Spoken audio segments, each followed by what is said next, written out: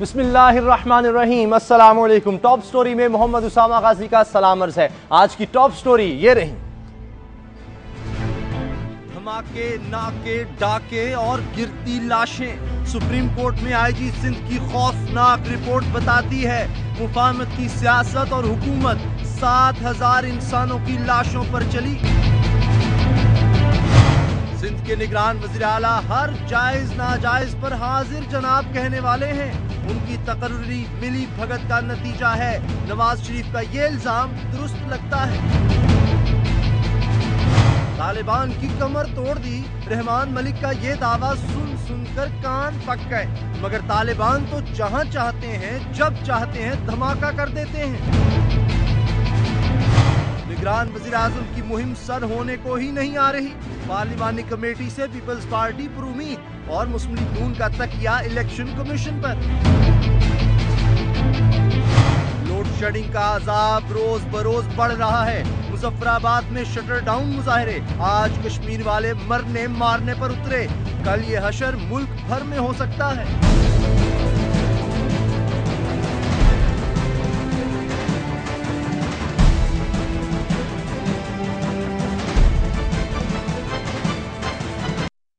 कराची की बदअमनी आज एक बार फिर सुप्रीम कोर्ट में ज़ेरे सवाल थी। इंतजामिया से हिसाब लिया जा रहा था कि हम जमीन निगल गई या वो आसमानों में उठ चुका है। हर मुंतजिम के जवाब जुदा जुदा थे, एक दूसरे से अलग अलग कहानियां बताई गई, मगर अदालत को बहलाया ना जा सका। चीफ जस्टिस ऑफ पाकिस्तान कह रहे थे कि किसी को खुदा का खौफ है, पूरे का पूरा सिंध किसके रहमो करम पर छोड़ा गया है। चीफ सेक्रेटरी और होम सेक्रेटरी से लेकर आईजी सिंध पुलिस तक सब के सब ही कायम मुकाम है। यूं लगता है कि जैसे विफाकी हुकूमत जानबूझकर सिंध को नजरअंदाज कर रही है। अदालत ने फौरी तौर पर सिंध पुलिस के सरबराह की तैनाती का हुक्म दे दिया। अदालत में एक और तमाशा यह हुआ कि डीजी रेंजर्स और डीआईजी कराची शाहिद हयात के तहरीरी जवाबात में जमीन आसमान का फर्क था। डीजी रेंजर्स की रिपोर्ट थी कि लियारी समेत कराची में कोई नो गो एरिया ही नहीं, जबकि डीआईजी शाहिद हयात कहते हैं कि लियारी समेत कराची में ऐसे कई इलाके हैं जहां पुलिस और रेंजर्स दाखिल ही नहीं हो सकती।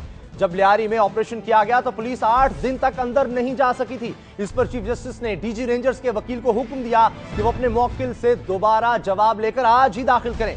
डीजी रेंजर्स अपने जवाब पर कायम रहे और मजीद कह दिया कि रेंजर्स की एक कंपनी मुस्तकिल लियारी में है। अब तक 65 के करीब छापेमार कार्रवाइयां और 258 मुलजिम गिरफ्तार कर चुकी है। अदालत ने मौके पर कहा कि कराची में अमन उस वक्त तक मुमकिन नहीं जब तक इसकी नए सिरे से हल्काबंदियां नहीं की जाती, लेकिन इलेक्शन कमीशन इससे दो टोक अंदाज में इनकार कर चुका है। सुप्रीम कोर्ट ने कल उन 14 पुलिस अफसरों को भी अदालत में तलब कर लिया है जिनका कॉन्ट्रैक्ट अदालत ने खत्म करने का हुक्म दिया था, लेकिन वज़ीर आला सिंध ने जाते जाते उन्हें पुलिस के महकमे के लिए नागुज़ीर कहकर अदालत का हुक्म मानने से इनकार कर दिया था। आज सिंध में एक सियासी हलचल भी थी।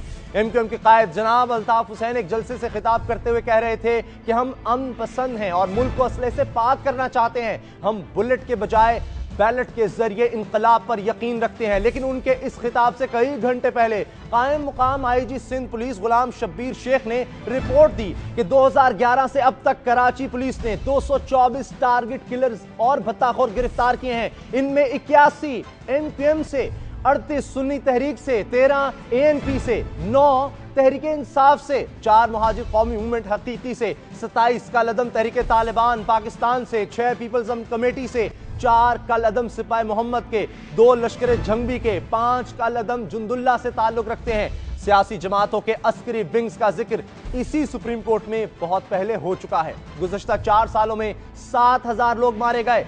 ये हम नहीं बल्कि ये सुप्रीम कोर्ट में फयाज लगारी आईजी की हैसियत से कह चुके हैं। सियासी जमातों के अस्करी विंग्स पर हम क्या कहें, बस एक हवाला है।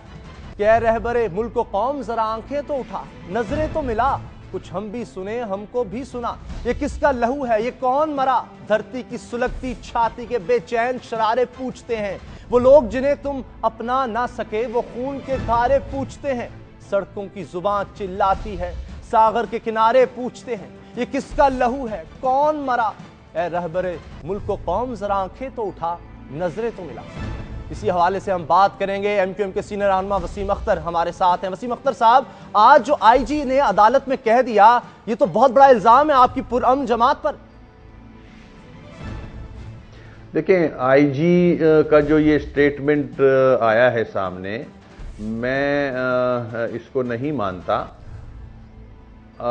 उसकी वजह यह है कि सिर्फ एक लिस्ट देने से ही नहीं मसला हल होगा। इसमें उन्होंने दूसरी सियासी जमातों का भी नाम लिया है और जो सिस्टम मौजूद है, जिसको मैं भी जानता हूं, अगर आईजी साहब जानते हैं जी, इस किस्म की लिस्टें माजी में भी बहुत बनी हैं, जेआईटी रिपोर्ट्स भी माजी में बहुत बनी हैं, मगर जब असल हकीकत सामने आती थी तो वो कुछ और होती थी। ये मैं समझता हूं एक प्रोपेगेंडा है as far as MQM is concern. Election नजदीक है, नाम खराब करना, बदनाम करने वाली बात है और कोई बात नहीं है। क्यों आईजी ऐसा क्यों करेंगे? मैं क्या जरूरत पड़ी है? आईजी मैं बात कर रहा हूं, आईजी को कोई जरूरत नहीं पड़ी है। आईजी भी इस सूबे का बेचारा ही होता है। जी, तो कौन है जो दूसरे हाथ हैं, जो दूसरी ताकत हैं, वो सामने लाती हैं ऐसी लिस्टें। लिस्टों से आईजी लिस्ट खुद नहीं बनाता, जो जेआईटी रिपोर्ट्स होती हैं उसको सामने रख के लिस्ट बनती है। सही। और इसमें जेआईटी रिपोर्ट में का भी नाम है। जेआईटी जब होती है तो एक बकरी को भी ले जाऊं तो वो शेर बोलेगी और शेर को ले जाऊं तो वो बकरी बोलेगी अपने आप को। तो इसमें जो पीपल्स कमेटी का नाम है, तहरीके तालिबान का नाम है, क्या वो भी गलत है? बच के निकल जाता है। और मैं यहां एक और बात आईजी के हवाले से बात करता चलूं जी जी कि 400 की लिस्ट भी सुप्रीम कोर्ट में आई थी। जो मुजरिम एलिमेंट पुलिस में भर्ती हुआ है उनका नंबर 400 था जी, तो उसको कहां ले जाओगे आप? ऐसा नहीं है, ये इतना मामूली काम नहीं है कि लिस्ट देके आप बरी जिम्मा हो जाओ। लेकिन अगर हम इस लिस्ट को गलत मानते हैं, अमन कमेटी दंदनाती फिर रही है जी, कलअदम तंजीमें दंदनाती फिर रही हैं, कत्लो गारत बरपा है। रेंजर्स और पुलिस कहां है? मुझे तो नजर नहीं आती। अच्छा, मुझे बताएं कि तहरीके तालिबान के बारे में भी इसमें है कि उनके 27 टारगेट किलर्स हैं। क्या जो कुछ इसमें कहा गया वो गलत है? लाने होंगे। क्या जो कुछ इस रिपोर्ट में कहा गया गलत है? तहरीके इंसाफ के 9 कह रहे हैं, अवामी नेशनल पार्टी के 13 टारगेट किलर्स, लियारी गैंग के 17, उनकी बात तहरीके तालिबान के 27 उनसे करें आप। अच्छा, पीपल्स पार्टी और मुत्तहिदा कौमी मूवमेंट की बात करूंगा। मैं इस लिस्ट को रद्द करता हूं क्योंकि इसमें ना कोई शवाहिद है, ना कोई प्रूफ है। क्या अदालत ने साबित कर दिया कि ये लोग दहशतगर्द थे?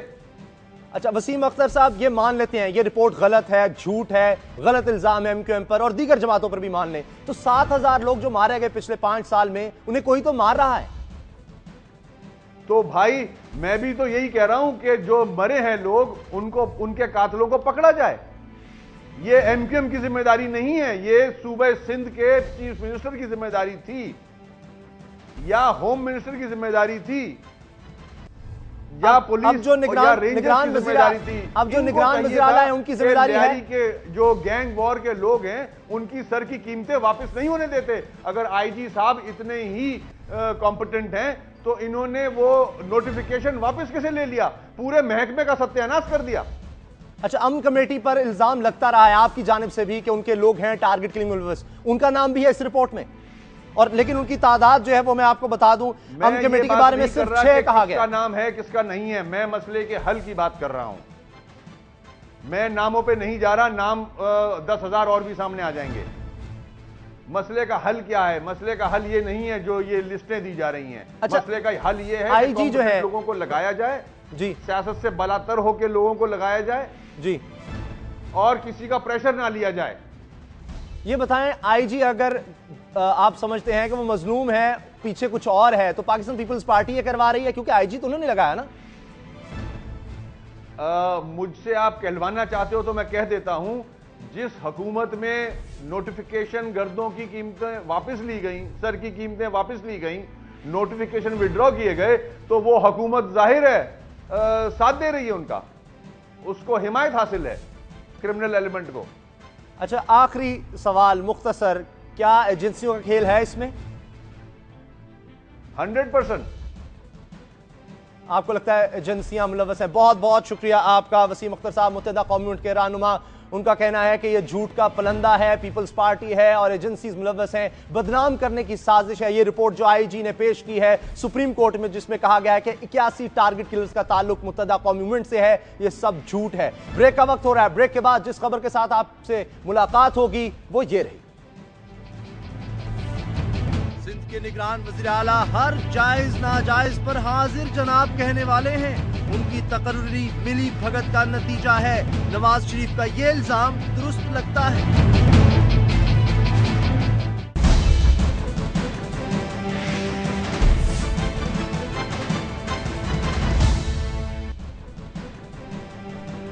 आईजी सिंध ने सुप्रीम कोर्ट में जो रिपोर्ट पेश की है टारगेट किलर से मुतल्लिक, मुत्तहिदा कौमी मूवमेंट ने उसे मुस्तरद कर दिया है। लेकिन एक ऐसी जमात जो पढ़े लिखों की जमात, तब्दीली की जमात, इनकलाबी जमात अपने आप को कहलवाती है, उसका नाम भी, उसकी फहरिस्त भी इसमें शामिल है। यह रिपोर्ट जो आईजी सिंध ने आज सुप्रीम कोर्ट में पेश की है, तहरीक इंसाफ के 9 टारगेट किलर्स शामिल हैं इस लिस्ट में।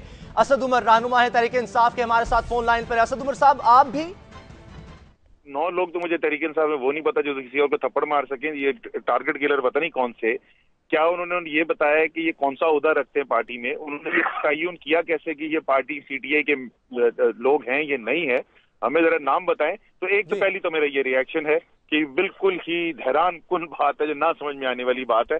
तो हमें जरा तफसील देखनी पड़ेगी कि कौन से लोग हैं और ये मुतय्यन कैसे किया गया कि तहरीक इंसाफ के।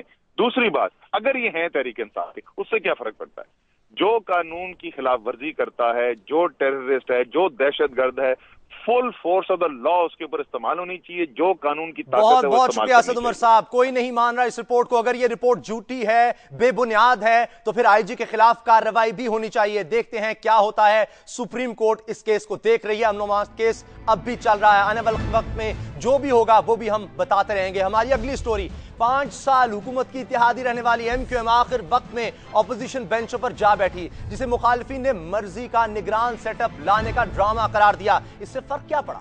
मिली भगत के इल्जामात बात आगे बढ़ने से ना रोक सके। और फिर जमाने ने देखा कि एक दूसरे के खिलाफ धुआंधार तकरीरें करने वाले जस्टिस जाहिद कुर्बान अली के नाम पर बाहम शीरो शकर नजर आए, जो माशाअल्लाह से अपने ओहदे का हलफ भी उठा चुके। लेकिन निगरान वज़ीर आला के लिए उनका नाम सामने बाद में आया, मुतनाज़ा पहले हो गया। मीडिया में छपी खबरों में जाहिद कुर्बान अलवी साहब को दयानतदार शख्सियत करार दिया गया, मगर साथ में इल्जामात की भी एक लंबी दास्तान शाया कर दी, जिसके मुताबिक जाहिद कुर्बान अलवी हर जायज नाजायज बात पर हाजिर जनाब कहने वाले हैं। अखबारी खबरों के मुताबिक उन्हें साबिक सूबाई वजीर कानून पीपल्स पार्टी से ताल्लुक वजीर अयाज सुमरो ने सिंध ज़कात काउंसिल का चेयरमैन बनाया, जिसकी वो माहाना 3 लाख रुपए तनख्वाह वसूल करते रहे। इस एहसान का बदला उन्होंने यूं चुकाया कि पीपल्स पार्टी वालों से उनसे ज़कात के अरबों रुपए मर्जी से तकसीम करवाते रहे। लेकिन अलवी साहब खामोश रहे।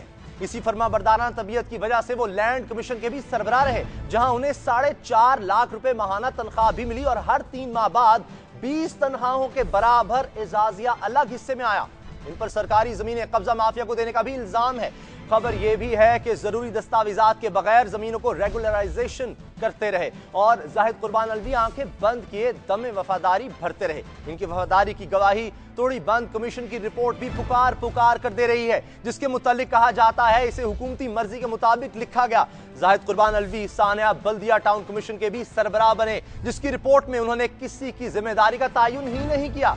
ये सारे इल्जामात देखकर मुस्लिम लीग नून के सरबराह नवाज शरीफ की मिली भगत वाली बात सच लगती है, मगर फर्क क्या पड़ता है? कहने वाले कहते हैं कि निगरान वज़ीर आला से ज्यादा जाहिद कुर्बान अलवी निगहबान वज़ीर आला का किरदार निभाएंगे। इल्जामात बहुत हैं। पीपल्स पार्टी का जवाब क्या है, ये जानते हैं मरकजी डिप्टी सेक्रेटरी इत्तलात पीपल्स पार्टी शर्जील इनाम मेमन से। शर्जील मेमन साहब, क्यों आपने एक शख्स ऐसे को वज़ीर आला लगा दिया जिस पर इतने संगीन इल्जामात हैं?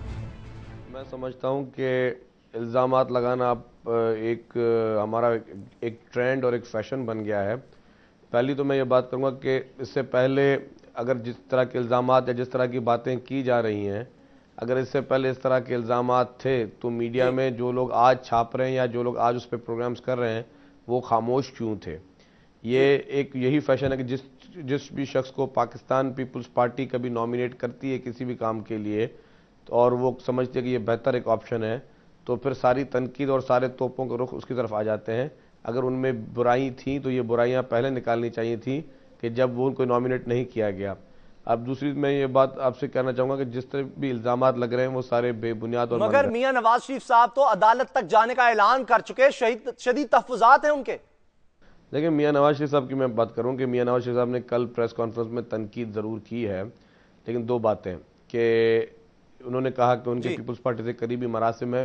इस तरह की कोई बात नहीं है। करीबी मरासिम में पीपल्स पार्टी ये समझती है कि कुर्बान अलवी साहब जो हैं वो एक बेहतर शख्स हैं जी। और जो नाम उसके बरक्स अगर PMLN ने दिए हैं तो मैं ये सवाल पूछना चाहता हूं कि PMLN ने एक नाम दिया है मोहतरम रसूल बख्श पलियो साहब का। मैं ज़ाती तौर पे उनकी इज्जत करता हूं रसूल बख्श पलियो साहब की, लेकिन रसूल बख्श पलियो साहब की ही पार्टी के साथ मियां नवाज शरीफ साहब ने एक अलायंस किया है सिंध में, जो कि बात किसी से छुपी नहीं है कि 20-22 पार्टियों ने एक अलायंस किया है, anti Pakistan people's party alliance.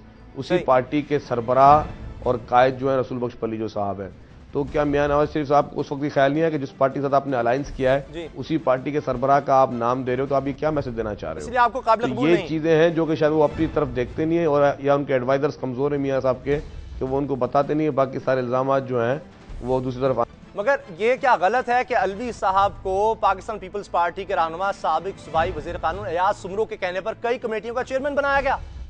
इसके साथ जहां तक आपने अयाज सुमरो साहब की बात की, ये बिल्कुल गलत बात है कि अयाज सुमरो साहब ने उनको ज़कात उशर का कुछ लगवाया, क्योंकि ज़कात उशर के मिनिस्टर जो है हमारे पास साजिद जोखियो साहब थे जी। और वो बिल्कुल इंडिपेंडेंटली चला रहे थे।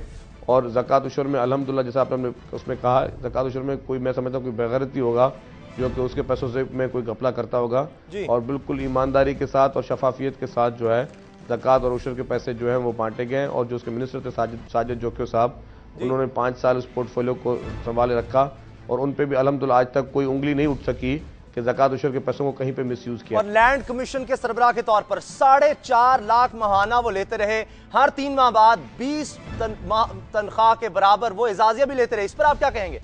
अच्छा, पहली बात ये देखें, सैलरीज का मुझे ऑनेस्टली अमाउंट नहीं पता कितनी सैलरीज वो लेते थे जी। लेकिन अगर सैलरीज लेते थे तो उसको अगर किसी को भी उस पर एतराज़ था तो बेहतर था कि वो कोर्ट में चला जाता, चैलेंज कर लेता। मुझे एग्जैक्ट उनका अमाउंट नहीं पता कितनी सैलरी लेते थे।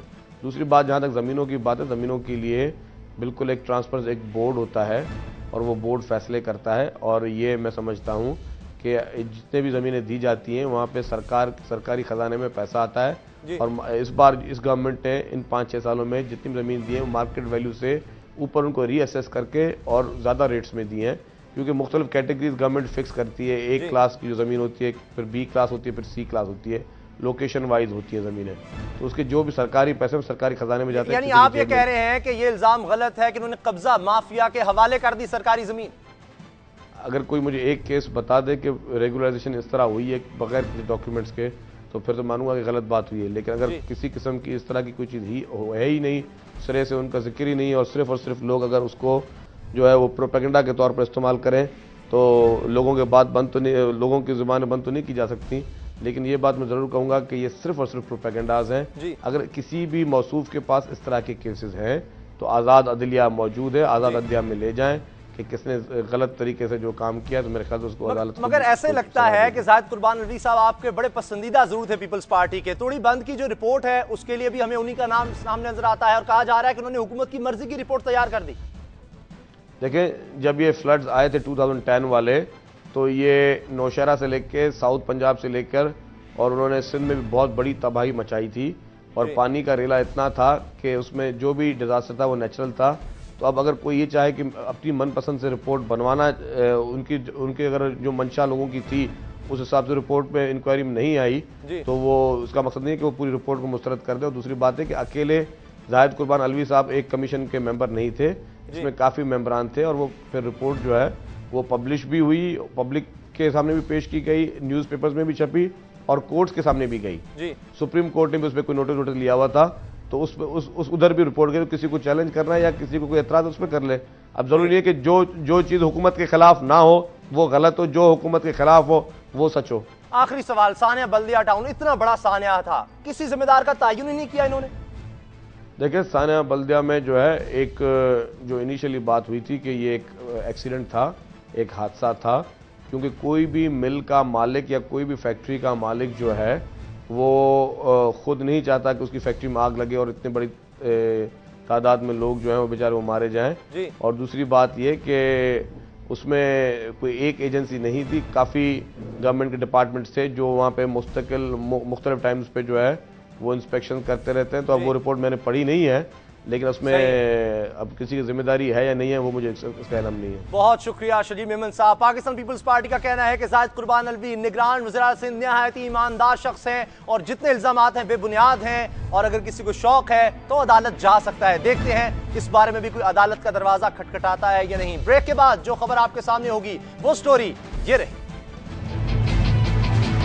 तालिबान की कमर तोड़ दी, रहमान मलिक का ये दावा सुन सुनकर कान पक गए, मगर तालिबान तो जहां चाहते हैं जब चाहते हैं धमाका कर देते हैं।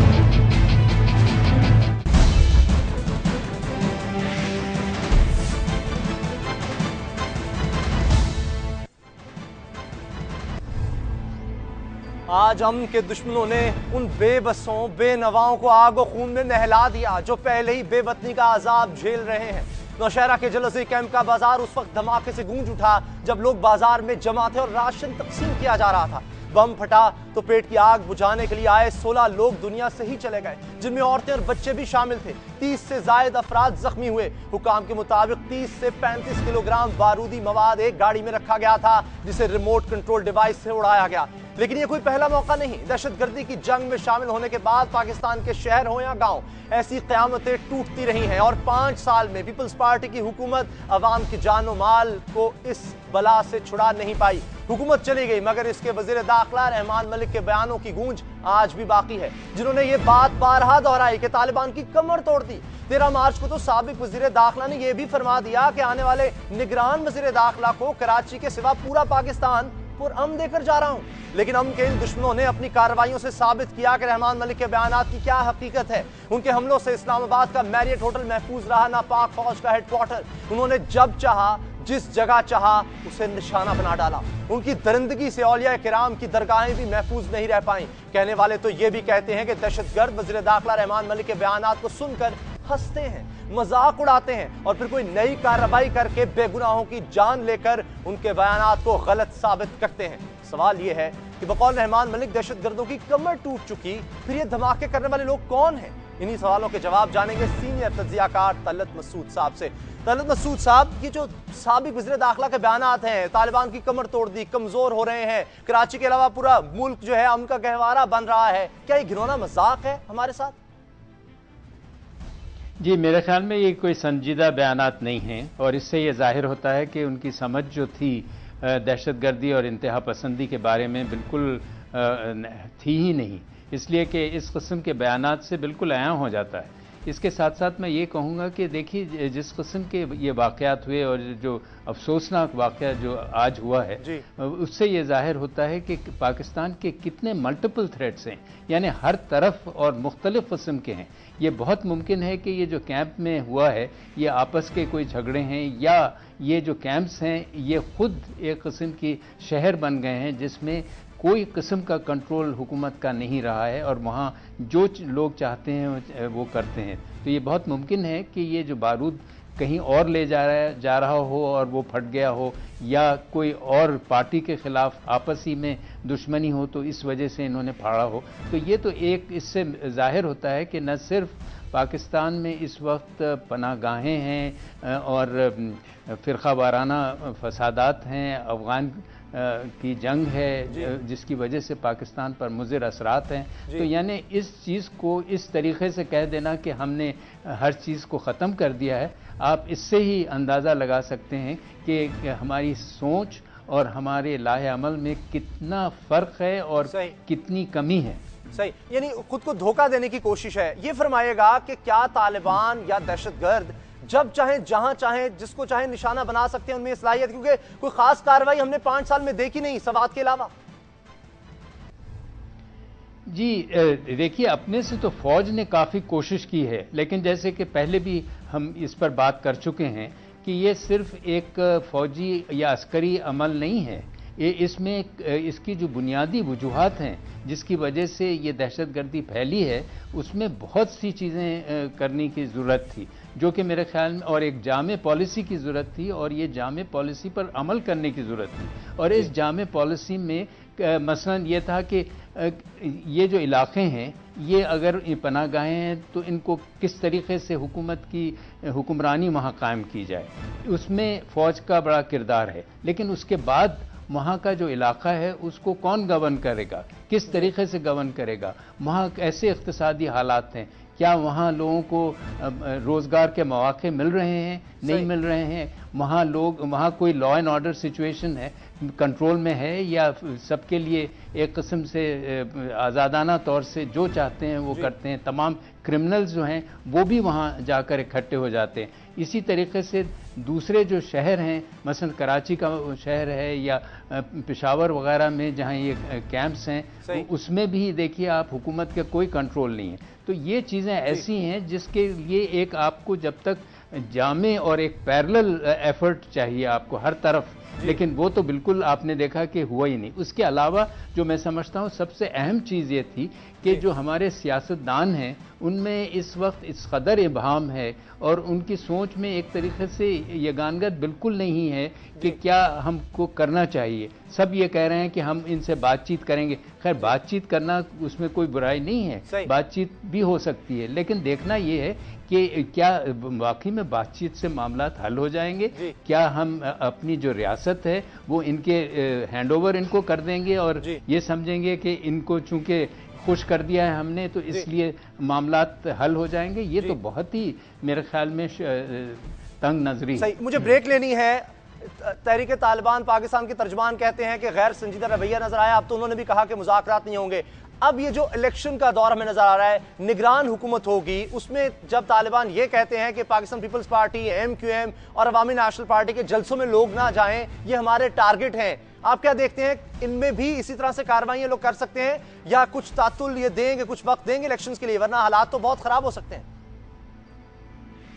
देखिए, ये जो आपने सवाल पूछा ये बहुत ही अहम है, इस वजह से कि इनका मतलब ये है कि हम इन पार्टीज को तो से बिल्कुल ही राजी नहीं है और हम उन्हीं पार्टीज को चाहते हैं कि वो हुकूमत में आए जो हमसे एक तरीके से उनका जो रवैया है वो हमसे बहुत अच्छा बेहतर है। तो इसका मतलब ये है कि ये इलेक्शंस को भी इन्फ्लुएंस करना चाह रहे हैं और ये बताना चाह रहे हैं आवाम को कि आप इनकी पार्टीज में न जाएं, पब्लिक मीटिंग्स में न जाएं, अगर आप जाएंगे तो आपको खतरा लाहक है। तो ये भी एक बहुत ही गलत और बुरी चीज है, ये जमहूरियत के बिल्कुल बरखिलाफ है। इसके साथ साथ ये कह रहे हैं कि हम जमहूरियत में तो बिल्कुल बिलीव ही नहीं करते। तो जब ये जमहूरियत में नहीं बिलीव करते हैं और आइन में नहीं करते हैं तो फिर आखिर और रियासत को चैलेंज कर रहे हैं, तो इनके साथ किस किस्म की बातचीत हो सकती है? इसीलिए हर कोई इनका टारगेट है। बहुत बहुत शुक्रिया तलत मसूद साहब, सीनियर तज्जियाकार हमारे साथ थे और जिस तरह वो कह रहे थे कि ये वजह यही नजर आती है कि तालिबान दहशतगर्द जहां चाहें जब चाहें निशाना बना सकते हैं मासूम लोगों को। उसकी वजह यह है कि 5 साल में इनके खिलाफ कोई फैसला कुन कार्रवाई ही नहीं की गई और मुज़ाकरात जो हैं वो भी एक ढोंग नजर आते हैं और उनसे भी कोई कामयाबी नहीं मिल सकती। ब्रेक का वक्त हो रहा है, ब्रेक के बाद मिलेंगे इस स्टोरी के साथ। निगरान वज़ीर-ए-आज़म की मुहिम सर होने को ही नहीं आ रही। पार्लिमानी कमेटी से पीपल्स पार्टी पर उम्मीद और मुस्लिम लीग नून का तकिया इलेक्शन कमीशन पर।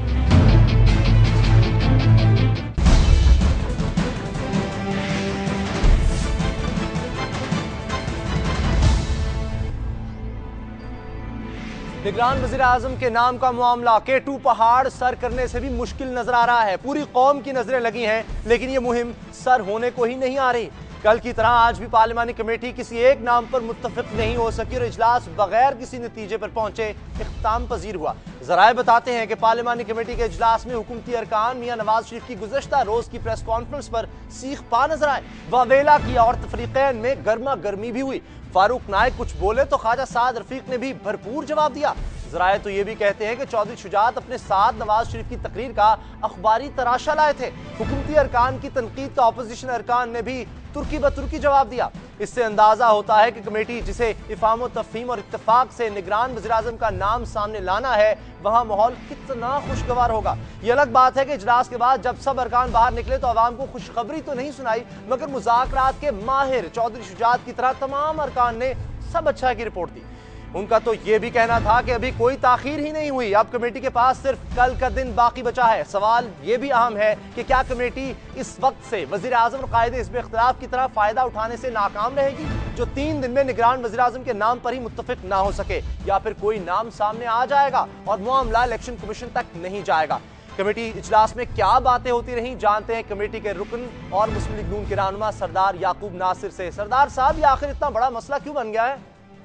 नहीं जी, ये कोई आसान काम नहीं है। मुल्क के लिए केयर टेकर प्राइम मिनिस्टर जो है उसका इंतखाब है और फिर इतनी अहम जिम्मेदारी उसको सौंपनी है, जो सारी कौम इस इंतज़ार में है कि हमारे सारे मसले मसाइल का जो हल है वो यही आने वाला इलेक्शन है जी। तो इस पर गौर खौस ज़रूर होनी चाहिए और जितनी ज़्यादा गौर खौस हो, मुशावरत हो, इतना इंशाल्लाह बेहतर शख्सियत सामने आएगी और मुल्क और कौम के जो ये मसले हैं ये हल करेगी। और सिर्फ इलेक्शन नहीं है, 2 महीने में मुल्क का जो निज़ाम है वो भी उन्होंने चलाना है, इसी वज़ीर आज़म ने चलाना है, इसी हुकूमत ने चलाना है जी। तो इसलिए इस पर काफ़ी डिटेल तफसील वो बातचीत हो रही है और हर शख्सियत पे अलग अलग मेरिट्स, डीमेरिट्स और कुछ तहफ़्फ़ुज़ात मुख्तलिफ। हम 8 आदमी हैं तो सर हर एक अपनी अपनी जो है उस पर बात करते हैं। इंशाल्लाह कल हमारे 2 सेशन है, उसमें इंशाल्लाह उम्मीद है कि पहले में आपके justice retired Nasir Hasan Zahid Pakistan people's party को किसी सूरत काबिल कबूल नहीं है। जो क्राइटेरिया आपने बना दिया, लगता है कोई भी उस पर पूरा नहीं उतरेगा। नहीं तो देखें, असल में बात यह है, सबसे एक मेन असूल ये है कि बेहतर से बेहतर आदमी हो। ज़रूरी नहीं है कि वो उसमें तमाम की तमाम खूबियाँ हों। और असलम जाहिद साहब जो हैं वो मेरे ख्याल में हर लिहाज से, जिस पे जब हम ये डिस्कशन की, मुझे ख़ुद उनके बारे में कोई इतनी मालूमात नहीं थी, मगर जब हमने आज डिस्कशन में मालूम हुआ वो वाकई बेहतरीन आदमी है इंतज़ामी लिहाज से, किरदार के लिहाज से, और अपने जब ये जज रहे हैं इतने अरसे में उनका जो किरदार रहा है। और आज एक इतराज़ उस पर ये हुआ था कि वो PCO के तहत उन्होंने हल्फ लिया है जी। मगर वो हमने काफ़ी छानबीन की है, मालूम यही हुआ है, कल पता चलेगा। हमारे मालूमात के मुताबिक उन्होंने PCO के तहत जो है वो हल्फ नहीं लिया है। तो कल इस पे देखें, बात करते हैं कि वो क्या कहते हैं। चलिए ये बताइए, आप कमेटी के मेंबर हैं, साबिक governor state bank Ishrat Hussain ने क्या कसूर किया है कि वो निगरान वज़ीर आज़म नहीं बन सकते? ये जो बात है कि ऐसी बातें तो देखें, ये बातें तो बहुत सारी होती हैं, क्योंकि अगर ये बातें हम लीक आउट करें और अगर हम ये बातें इनकी हम किरदार कुशी के लिए तो हम नहीं बैठे हुए, हम तो इस मुल्क और कौम की खिदमत के लिए बैठे हुए हैं। हमें नॉमिनेट किया है कि हम इनमें आपस में बैठ के इन कैमरा बैठकर हम बात करें और ये बातें कि उसमें ये खामी है या ये फलां है या फलां है। हाँ ठीक है, जब डिस्कशन आपस में तो हम ज़रूर करेंगे, मगर ऐसी कोई बात नहीं हुई है कि वो उसके पीपल्स पार्टी के साथ है या उसके किसी के साथ ताल्लुक है या फला है या फला है। ये क्यों लग रहा है कि पीपल्स पार्टी चाहती है कि मामला यहीं हल हो जाए, नून लीग चाहती है कि इलेक्शन कमीशन के पास जाए, क्यों? देखिए मेरे ख्याल में पता नहीं है किस चैनल से जो ये बात आई है कि मुस्लिम लीग नून ये कह रही है और चौधरी शहजाद साहब ये कह रहे हैं और वो ये कह रहे हैं। मेरे ख्याल में हम सब ये चाहते हैं, हम सब पार्लियामेंटेरियंस हैं और हम चाहते हैं कि ये हम लोग खुद हल करें। हमारी इसमें इज़्ज़त है, अगर हम ये मसला हम खुद हल करें तो इसमें हमारी बड़ी इज़्ज़त है। और ये बदकिस्मती होगी अगर हम इसको हल न कर सके, मजबूरन अगर ये इलेक्शन कमीशन की तरफ ये मसला जाएगा तो इलेक्शन कमीशन जो है वो भी हम पार्लियामेंटेरियन ने ही, हम जमहूरी हुकूमत ने ही जो है ये 3 मरहले बनाए हैं। एक मरहला वज़ीर आज़म का है और लीडर ऑफ अपोजिशन का है, एक मरहला पार्लिमानी कमेटी का है और एक मरहला इलेक्शन कमीशन का है। ये हम लोगों ने खुद ये पास किया है, ये 3 मरहले। तो ये कोई वो हमसे बाहर नहीं है, हमारे चैनल से बाहर मामलात नहीं है। पहले तो इंशाल्लाह कोशिश यही है कि हम खुद एक और बहुत अहम सवाल, अखबारात में ये आ रहा है कि मामला हल होने जा रहे थे खुर्शीद शाह और इसाक डार साहब के नाम के दरमियान, और बल्कि दोनों के दरमियान, और इसाक डार साहब का नाम भी लिया जा रहा था और रज़ा रब्बानी साहब का भी, लेकिन चौधरी निसार साहब ने सारा मामला खराब कर दिया। सही है ये बात? देखें ये तो हमारे कमेटी के अंदर की बातें नहीं है, ये मेरे ख्याल में हमसे कमेटी से ही पहले और ये पहले की बातें शायद हों और मैं इसका वो नहीं दे सकता, वो इसका गवाही मैं नहीं दे सकता, क्योंकि कमेटी में ऐसी कोई बात भी नहीं हुई है कि इसाक डार को लेना है या फलां को लेना है या फलां। कमेटी में तो हमें यही 4 नाम आए हैं, इन्हीं को हम शुरू से डिस्कस कर रहे हैं और बड़े तफसील से डिस्कस कर रहे हैं। और ये जो अभी आपने बात की है, बहुत बहुत शुक्रिया शायद सरदार याकूब नासिर साहब। देखते हैं कल जब आखिरी दिन है इस कमेटी के इजलास का, उसमें क्या होता है। बहुत शुक्रिया हम अदा करते हैं सरदार याकूब नासिर साहब का जो हमारे साथ थे। जाते जाते एक और स्टोरी, लोड शेडिंग पाकिस्तान के किसी एक सूबे या शहर का मसला नहीं बल्कि मर्ज पूरे मुल्क को लाहक है। जूं जूं मौसम गर्म होता है मर्ज की शिद्दत में इजाफा होता जाता है।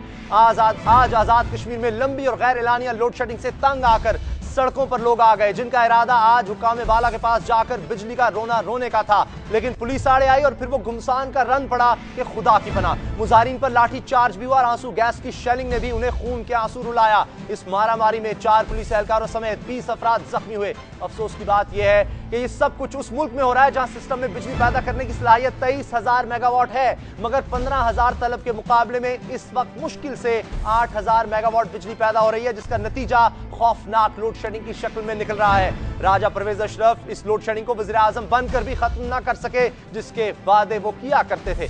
तशवीशनाक बात यह है कि अगर लोड शेडिंग खत्म ना हुई तो पूरे मुल्क में हालात खराब हो सकते हैं, चूंकि जूं जूं मौसम गर्म होगा लोगों की बर्दाश्त भी कम होती चली जाएगी। मोहम्मद उसामा गाजी को दुआ में याद रखिएगा। अल्लाह ताला आपको नफरतों और औलाद के गम से महफूज रखे। अल्लाह हाफ़िज़।